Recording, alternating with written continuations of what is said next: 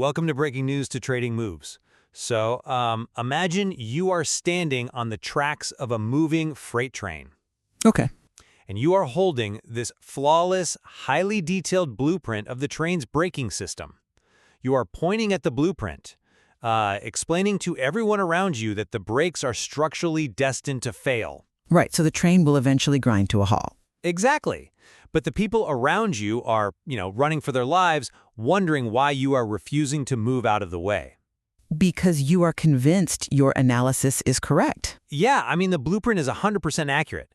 But physics dictates that if you stand on those tracks, you are still going to get crushed. Yeah, the train doesn't care about your blueprint. It really doesn't. Your flawless structural analysis simply does not matter if you are destroyed before the train ever stops. So today we are examining the intricate relationship between timing and accuracy in financial markets. It is a profound topic. It is. We are centering our discussion around a really compelling quote from Christopher Ailman. He is the Chief Investment Officer of CalSTRS, and he noted, quote, "Being right too early is indistinguishable from being wrong."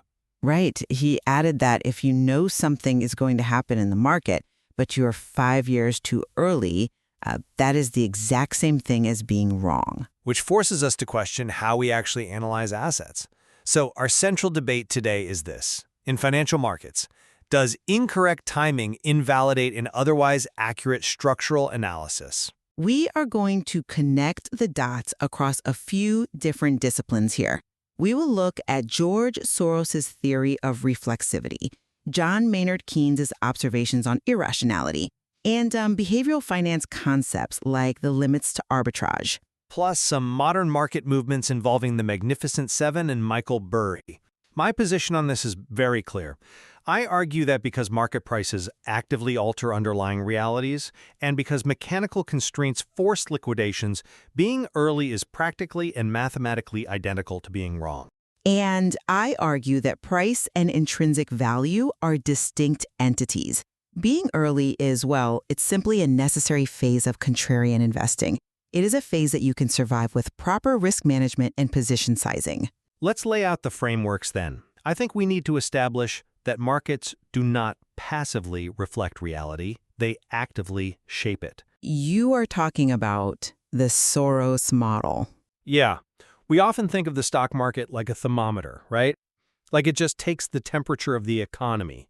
But Soros's theory of reflexivity tells us the market is actually a thermostat. It doesn't just read the room. Exactly. It reads the temperature, kicks on the furnace, and actually alters the room's environment. So you are saying a mispriced asset actually changes its own underlying metrics? Yes, 100%. Think about the real estate market. The conventional view is that a house has a true intrinsic value, and the market price, occasionally deviates from it. Right. Bubbles and crashes. But Soros outlines how positive feedback loops operate. Credit becomes readily available, people start buying real estate, the prices go up. And because prices are going up, the collateral backing those loans is suddenly worth more. Which means the banks see fewer defaults. The credit looks completely pristine on their balance sheets. So what do the banks do? They relax their lending standards even further. Right, they lend more money. The market's initial pricing actually improves the financial realities of the asset. A fake price creates a real cash flow improvement. Okay, I see where you're going. If you decide to short that real estate market early because you think it is a bubble, you are stepping in front of a self-validating reality. You are wrong, mathematically and practically. In that specific moment, the financial realities actually support the elevated price. But those positive feedback processes eventually reach a climax. They do not grow to infinity.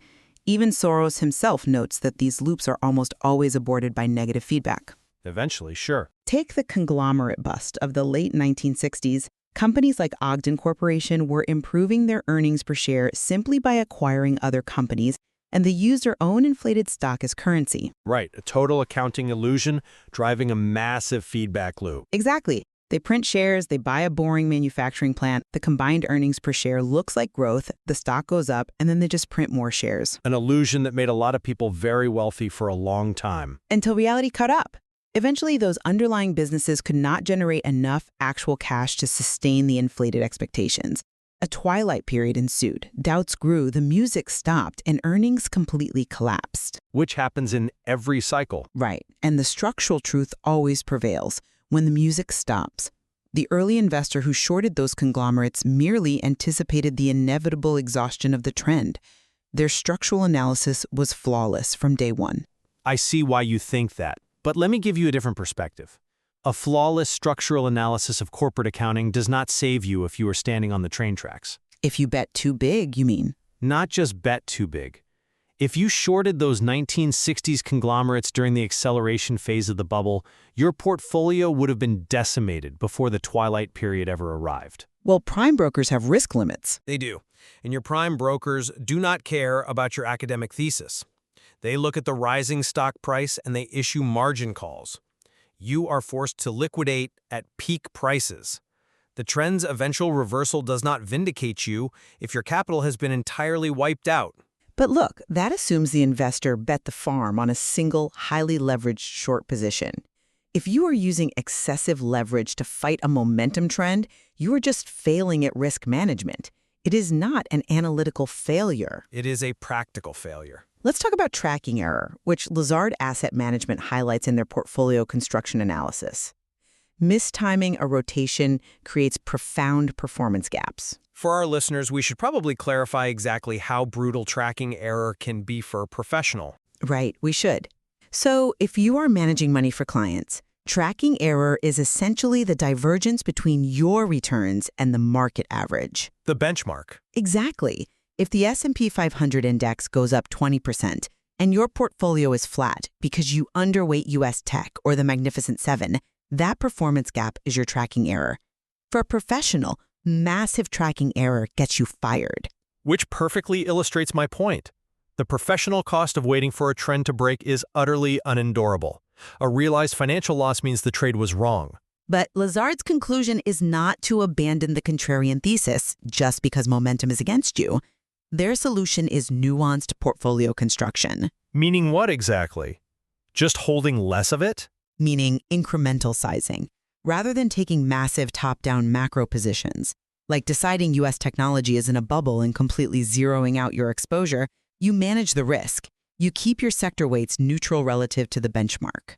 So you hide in the index? No, you align your portfolio's broad shape with the market, but you generate active returns through incremental small sizing differences on individual stocks.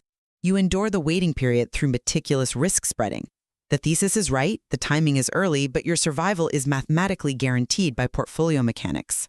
I am not sure survival is ever guaranteed, even with nuanced sizing, especially when you are dealing with modern market forces. Why not? Because Keynes had it right. Markets can remain irrational longer than you can remain solvent. We see this dynamic playing out right now with highly sophisticated investors. Consider Michael Burry's well-documented skepticism regarding the artificial intelligence trade. You are referring to his shorts against the hyperscalers, companies building massive data centers like Meta, Amazon, Microsoft. Exactly. Now, Burry built his reputation by correctly forecasting the subprime mortgage collapse. His analytical skills are undeniable. Yet, if you look at the current momentum environment, passive index flows just blindly buy the largest market cap stocks? It creates an indiscriminate bid across the whole sector. Right. Even if you firmly believe the valuations of these hyperscalers are entirely unsupported by their future capital expenditure returns, the momentum carries the theme relentlessly onward. Momentum is a formidable force, I agree, but it does not alter the eventual cash flow reality of the underlying businesses. It alters the reality of the trade, though. Sophisticated bearish bets often involve complex instruments, like put options. When you buy a put option, you are essentially buying a melting ice cube. Because of time decay. Right. It is a contract with a strict expiration date. Every single day the market stays irrational, the premium you paid bleeds out. If you buy a put option that expires in 6 months and the market takes 9 months to recognize the overvaluation, your option expires worthless. Which is an execution issue. You suffer a 100% realized loss on that deployed capital. I mean, a realized financial loss means the trade was wrong, regardless of the intellectual purity of the initial thesis. I'm sorry, but I just don't buy that. Why not? The math doesn't lie. Let me tell you why. You are assuming that tape, the current market price, is always a perfect reflection of reality. If we accept your premise that the tape is the final arbiter of truth, we are forced to conclude that the market is perfectly rational at every given second. Not rational, just authoritative. But we have absolute mathematical proof that markets can produce broken prices that completely contradict reality. Let's look at situations where there is a legally binding floor to an asset's price. Let's bring in the concept of the limits to arbitrage. Are we talking about the 1907 merger anomaly? Yes, Royal Dutch and Shell Transport. In 1907, they merged. They maintained separate corporate entities and separate stocks, but they legally agreed to split all global cash flows on a 60-40 basis. Royal Dutch got 60%, Shell got 40%? Right. A strict, legally binding, mathematically certain ratio. So logically, the market capitalization of Royal Dutch should always be exactly 1.5 times the market capitalization of Shell. In a perfect world, yes. Yet these twin shares routinely traded at incorrect ratios for decades? Imagine you are running a hedge fund in March 1983. You see Royal Dutch trading at a 10% discount to its mathematical parity. A theoretical risk-free profit. Exactly. You buy the undervalued Royal Dutch shares and you short the overvalued Shell shares, fully expecting the prices to converge to their legal requirement. I'm not convinced by that line of reasoning because you are leaving out the mechanical reality of how that trade is structured. Arbitrageurs do not just use cash. They use borrowed money. Right. They use leverage to amplify tiny discrepancies in price. They do use leverage, which introduces risk. But the underlying mathematical truth of that 60-40 split remains entirely valid. The thesis is perfect. The math remains valid, but the trader gets destroyed. Over the next 6 months in 1983, those prices did not converge. The discount actually widened. Because of noise traders. Exactly. Investors acting on emotion or poor information drove the prices further apart, and your prime broker does not care about your legally binding 60-40 contract. They look at the daily price, they see you are losing money on both sides of the trade, and they issue a margin call. Which is a liquidity constraint. A fatal one. If you cannot post more cash, the clearinghouse forcibly liquidates your positions. You have to sell Royal Dutch at an even steeper discount and buy back Shell at an even higher premium. You lock in a massive loss. The market does not care about your math while the clearinghouse is liquidating your portfolio? But that liquidation is a failure of execution. It is not a failure of analysis. The widening of the spread just proves that correcting mispricing is costly and risky. It is what behavioral finance calls noise trader risk. It is still a risk that wipes you out. But it does not prove the arbitrageur was wrong about the value of the assets. Look, if an asset's intrinsic value is $100 and a liquidity panic temporarily drives the price to $50, the investor who calculated the value at $100 possesses an informational advantage. The tape is temporarily broken. An informational advantage is useless if you do not survive the break. Timing is an inseparable, critical component of any financial thesis. If you ignore the mechanics of liquidity, momentum, and reflexivity, you turn a theoretically correct idea into a practical failure. We really have to distinguish between the analysis and the execution. Separating a structural truth from the timing of market recognition is essential for analytical clarity. But what good is analytical clarity if you lose the client's money? Because if we label every early thesis as wrong, we discourage the rigorous analysis required to find mispriced assets in the first place. We would all just become momentum chasers, blindly following the herd, buying whatever is going up. Well, sometimes the herd is dictating the new reality. Being early is a test of conviction and capital preservation. Being wrong is a failure of initial analysis. If you misread the balance sheet, yes, you are wrong. But if you correctly read the balance sheet and the market takes 2 years to agree with you, you are merely early. Let's look at how reflexivity operates during those 2 years of waiting, though. You mentioned misreading a balance sheet. Sometimes the market's behavior actually rewrites the balance sheet while you are waiting. What do you mean? Look at sovereign debt. The 1982 crisis involving Brazil was entirely driven by reflexive debt ratios.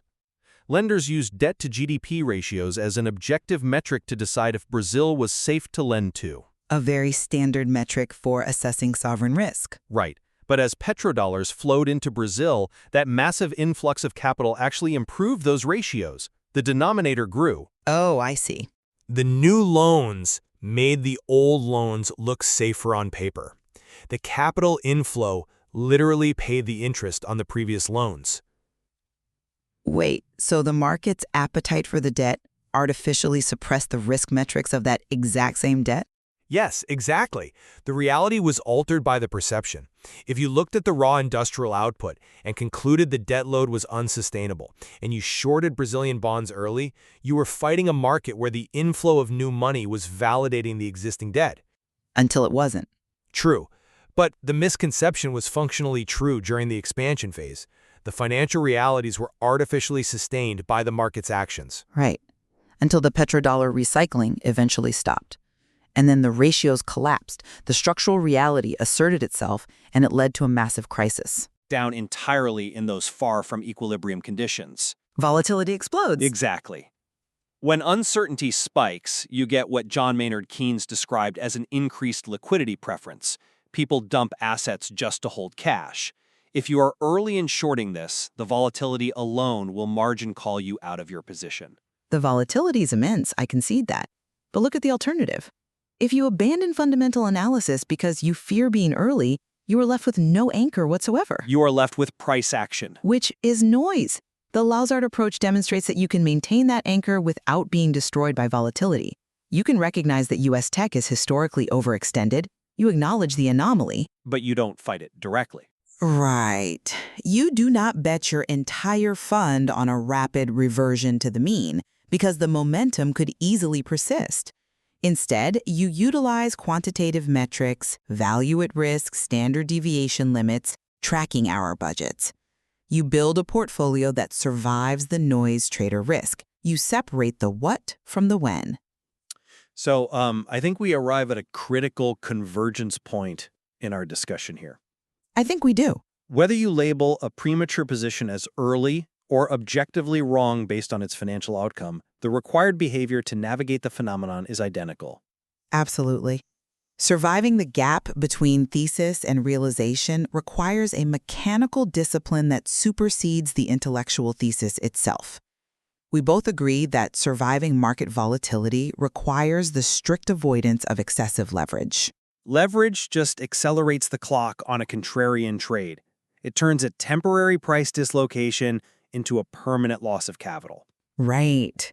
And we also agree on the absolute necessity of maintaining diversification, ensuring that a single mistimed bet does not destroy the entire portfolio. And perhaps most importantly, it requires immense intellectual humility. The retail trading phenomenon we have seen recently in online forums perfectly illustrates this. The meme stocks? Yeah. When a position moves against an amateur by 40%, they fall into the sunk cost fallacy. They insist the market is blind and just doesn't get it yet. But the professional asks, what specific information does the market possess that I am currently missing? You must constantly ask why the market disagrees with your position. You must hunt for the data that invalidates your thesis. And if you find no invalidating data, well, you endure the tracking error through incremental position sizing. But you never assume you are infallible. It is a really delicate balance. On one side, we have the structural mechanics of liquidity, option decay, and Soros's reflexive feedback loops, which ruthlessly punish anyone out of sync with the current momentum. And on the other side, we have the behavioral psychology of markets, the noise traders, the limits to arbitrage that create profound long-term opportunities for those with the patience and capital to withstand the irrationality. There is immense value in holding both frameworks simultaneously. Understanding the intrinsic value provides the destination, while understanding the mechanical reality of the tape, the margin calls, the option decay, the reflexivity, provides the map to get there without crashing. The historical examples in the literature, from the Royal Dutch anomaly to the conglomerate booms and the tech hyperscaler rotations, they offer endless case studies on how operators navigate this uncertainty. There's a lot more to explore there. Definitely. It leaves the listener to determine their own philosophy on market timing.